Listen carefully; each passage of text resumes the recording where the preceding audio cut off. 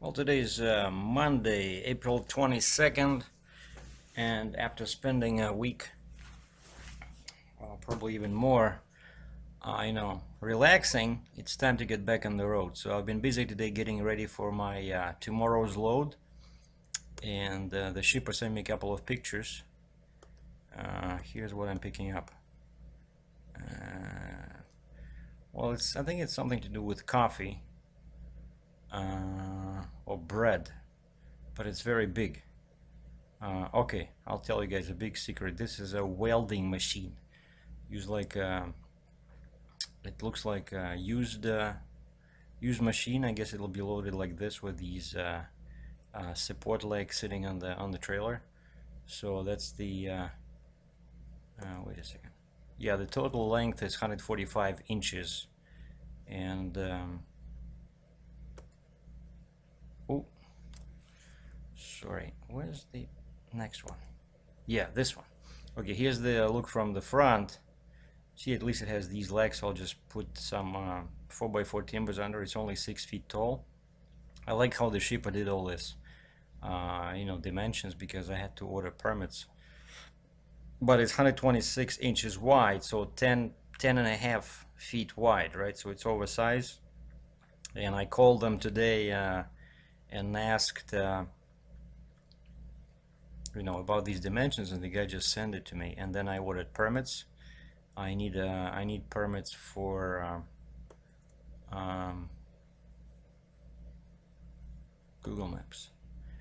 I need permits for Ontario, Cambridge, Ontario. Going to Cincinnati, Ohio.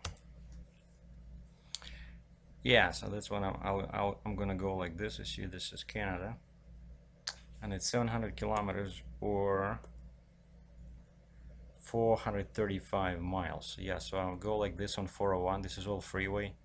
Across the Ambassador Bridge, and then go on I-75 in Michigan to Toledo, and then Ohio. So basically, I like this load because it only involves 3 jurisdictions, 3 states, like basically 2 states and 1 province.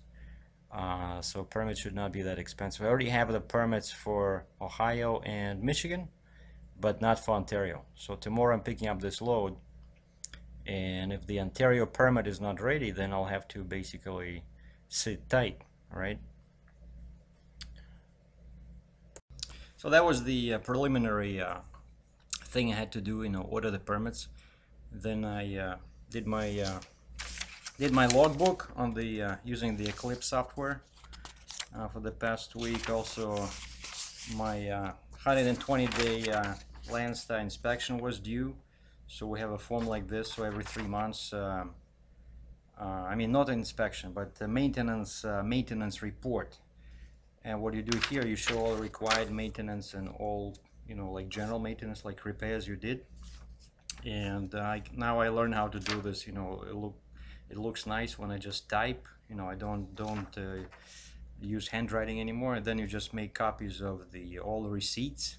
So it's important to keep all the receipts, and then I scan them and email them to I think it's operator compliance, or no, sorry, equipment compliance department. So that was done. And then another thing is, I discovered that my Landstar agent didn't send me the correct electronic manifest. I need something like this. This is called ACE cover sheet, right? So I called him. He says, no, you have the correct form, and he shows me something like this, which is kind of the internal form on the computer. All he had to do was click the cover sheet button here at the bottom.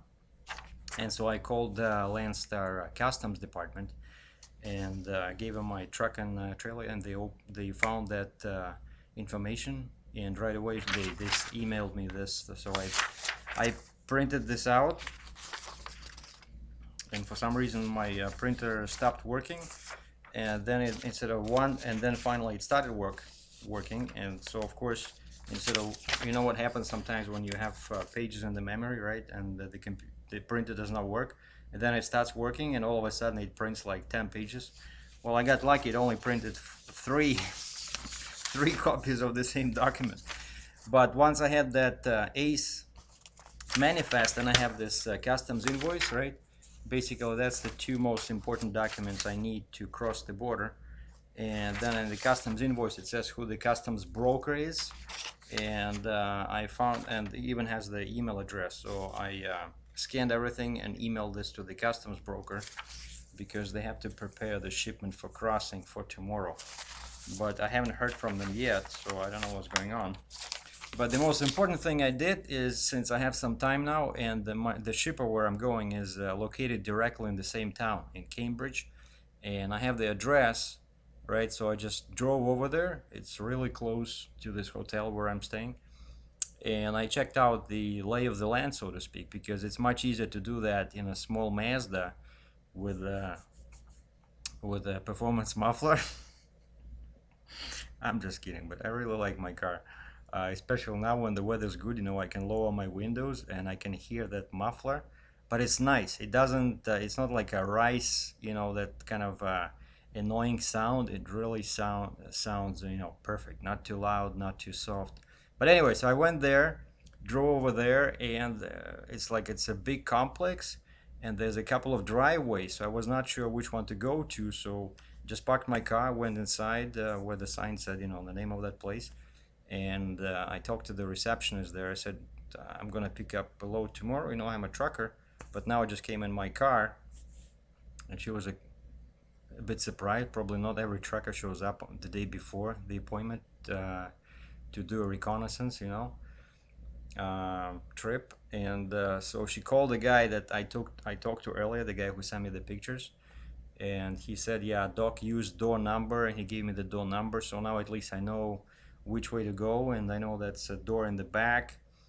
And this factory is right smack in the middle of you know, residential area. So I saw signs, no trucks, and I looked into that on Google Maps. So now I know how to go there, you know, and without violating any rules. So, which is important. I mean, you know, for new drivers out there, you know, if you go into a new place you've never been to before, and if it's not too far, you know, from your home, just, you know, hop into your car or on your bike and just check things out. You know, it'll really reduce the stress level when you drive a big truck on the next day. So thanks for watching. So this is day 0 because I still don't have a load on my truck. I'll show the load once it's secured and tied on my trailer tomorrow. Stay safe.